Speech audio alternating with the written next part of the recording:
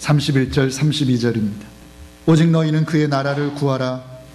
그리하면 이런 것을 너희에게 더하시리라. 적은 무리여 무서워 말라. 너희 아버지께서 그 나라를 너희에게 주시기를 기뻐하시느니라.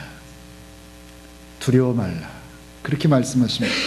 예로부터 의, 식, 주, 인생의 세 가지 중요한 일이다. 즉 인생의 삼사, 인생 삼사라고 했습니다.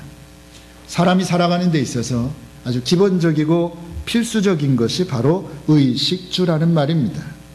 그런데 주님은 너희는 무엇을 먹을까, 무엇을 마실까 구하지 말며 근심하지도 말라고 하셨습니다. 인생의 3, 4의 문제를 놓고도 근심하지 말라는 것입니다. 여기서 구하지 말라는 말은 집착하지 말라는 겁니다.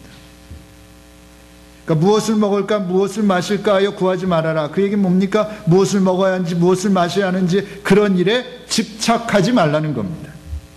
의식주에 너무 집착하게 되면 자연스럽게 우리는 염려와 근심과 걱정과 두려움에 사로잡히게 되고 정작 구해야 할 하나님의 나라를 구하는 일을 소홀히 여기게 되기 때문인 것입니다. 그런 까닭에 주님은 너희는 먼저 그의 나라와 그의 의를 구하라고 명령하신 것입니다. 여기서 먼저라고 하는 말은 시간적인 의미로는 첫 번째라는 뜻을 갖고 있습니다. 첫 번째로, 제일 먼저. 그리고 또 가치의 측면에 있어서는 최고의 정도로라는 의미를 가지고 있습니다. 그런 면에서 하나님의 자녀된 우리들은 하나님의 나라와 의, 즉 하나님의 뜻을 우리가 살면서 가장 먼저 구해야 하는 가치, 그리고 가장 중요한, 가장 귀한 가치로 여겨야 한다는 말씀입니다. 하나님께서는 의식주가 우리에게 있어야 할 것을 알고 계십니다. 저에게 필요한 것이 무엇인지, 여러분에게 필요한 것이 무엇인지를 하나님은 다 알고 계십니다. 그런 까닭에 우리가 하나님의 나라, 즉 먼저 하나님의 뜻을 구하면 하나님께서 기뻐하실 뿐만 아니라 우리가 걱정하는 의식, 주의 문제를 포함한 우리에게 필요한 모든 것을 더하여 주신다고 약속하신 것입니다. 그런 면에서 다른 어떤 것보다 하나님의 나라를 먼저 구하는 여러분들 되시기 바랍니다. 하나님의 나라를 먼저 구하는 사람은 염려와 근심 대신에 성령 안에서 의와 평강과 희락을 누리게 되기 때문입니다. 하나님의 나라를 먼저 구하는 사람에게는 하나님께서 은혜와 복을 내려주시기 때문입니다. 하나님의 나라를 먼저 구하는 사람의 인생은 하나님께서 책임져 주시기 때문입니다. 그런 까닭에 사도 바울은 우리가 그리스도와 함께 다시 살리심을 받았으면 위의 것을 추구해야 한다라고 역설한 것입니다. 땅의 것에 집착하지 말고 의식주의 문제만 집착하지 말고 위의 것을 추구하라는 것입니다. 왜? 위의 것을 추구하는 사람에게는 염려가 아닌 평안함이 찾아온다는 것을 그는 삶으로 알았기 때문입니다. 땅의 것에 집착하지 않고 위의 것을 추구하는 사람에게는 하나님의 나라와 더불어 우리에게 필요한 모든 것을 더하여 주시는 것을 그는 삶으로 직접 체험했기 때문입니다. 그런 하나님의 역사와 하나님의 은혜가 어찌 바울에게만 국한될 수 있습니까? 우리도 체험하며 살 수 있습니다. 아니, 우리도 그런 역사와 은혜를 체험하며 살아야 합니다. 다른 사람의 이야기가 아닙니다. 다른 교회 사람들의 이야기가 아닙니다. 우리 교회의 이야기가 되어야 하고, 우리 교회의 이야기가 되어야 하고, 내 이야기가 되어야 하고, 내 간증이 되어야 하는 것입니다. 하나님 주신 그런 역사와 은혜를 내가 마음껏 누리며 살아야 하는 것입니다. 그런 삶을 소망하며 땅의 것에 연연하거나 세상의 것에 집착하는 삶이 아니라 믿음으로 하나님의 나라와 그의 의를 먼저 구할 수 있는 저와 여러분들 꼭 되시기를 바랍니다. 잠언 17장 22절에서 이런 말씀을 하셨습니다. 마음의 즐거움은 양약이라도 심령의 근심은 뼈를 마르게 하느니라. 참 무서운 말씀인데 정확한 지적입니다.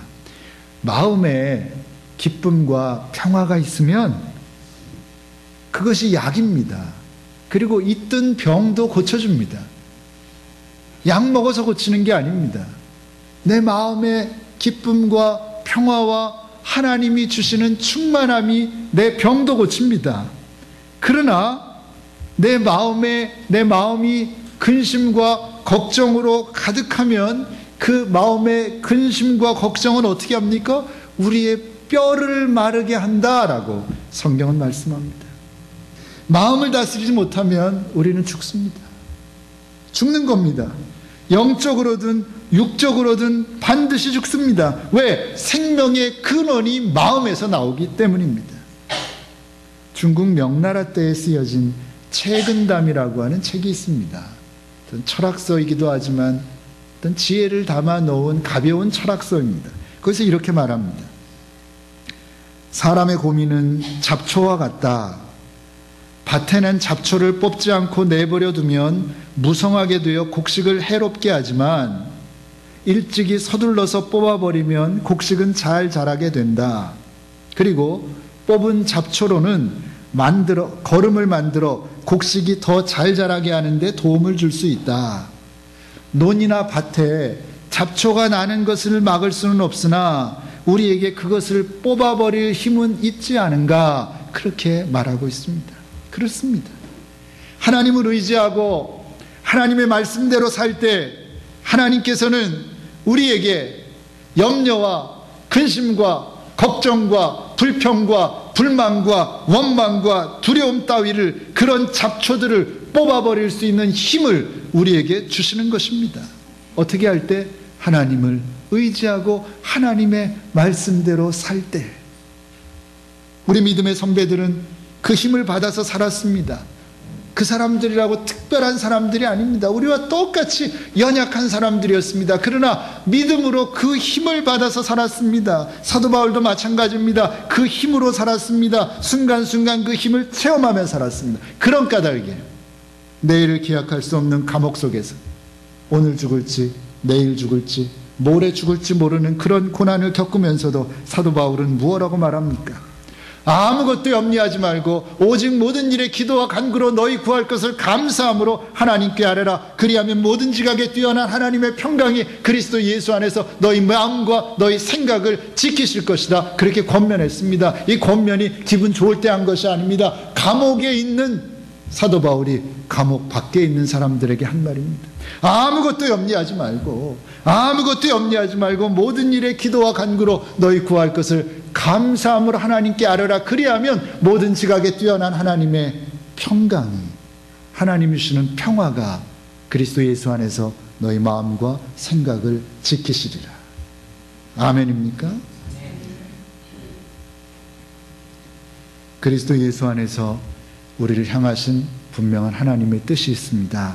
그것은 항상 기뻐하고 쉬지 않고 기도하며 범사에 감사하는 겁니다. 이것을 그저 말로 받으면 그저 말입니다. 아무것도 아닙니다. 나와 상관없는 겁니다. 그러나 이것을 내게 주시는 하나님의 말씀으로 받으면 이건 생명의 말씀입니다. 내가 살 수 있는 유일한 길입니다. 항상 기뻐하고 쉬지 말고 기도하며 범사에 감사하라. 나를 향한 하나님의 뜻입니다. 여러분을 향한 하나님의 뜻입니다. 그러니 항상 기뻐하고, 기뻐할 수 없는 상황에서도 기뻐하고, 가슴이 찢어지는 상황에서도 기뻐하고, 쉬지 말고 기도하고 범사에 감사함으로 내 안에 있는, 어느 순간에 나를 점령하고 있는 염려와 근심과 걱정과 불평과 불만과 원망이라고 하는 그 많은 잡초들을 다 뽑아버리고 이제부터는 주님이 주시는 기쁨, 주님이 주시는 평화, 주님이 주시는 평안, 세상이 줄 수 없는 평화, 하늘로부터 내리는 충만함을 체험하며 누리며 살아갈 수 있는 저와 여러분 되시기를 간절히 소원합니다. 기도하겠습니다. 하나님, 우리에게 믿음을 주시옵소서.